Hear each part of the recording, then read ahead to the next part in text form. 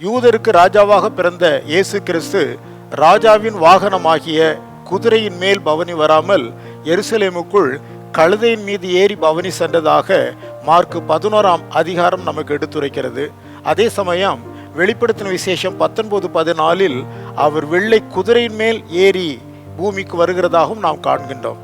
இந்த இரண்டு நிகழ்வுகளும் ஆண்டவர் இயேசு கிறிஸ்துவனுடைய பூமியிலே அவருடைய இரண்டு விதமான பிறப்புகளையும் குறித்து அது சொல்லுகிறது. முதலாவதாக அவர் சகரியா 9:9 சொல்லப்பட்டிருக்கிறபடி பூமியிலே அவர் வந்ததான அந்த நிகழ்வு. இரண்டாவது அங்கே நாம் பார்க்கின்ற பொழுது அவர் குதிரையின் மீது ஏறி ஆளுகை செய்கின்ற ராஜாவாக வருவார் என்பதை நாம் பார்க்கின்றோம். முதலாவது நிகழ்வு கழுதையின் மீது, அது எளிமையையும் மனுமக்களின் பாவங்களை சுமந்து தீர்க்கிறவராகவும் பூமியில் அவருக்கு தலை சாய்க்க இடமில்லை என்பதையும் அது நமக்கு எடுத்துரைக்கிறது.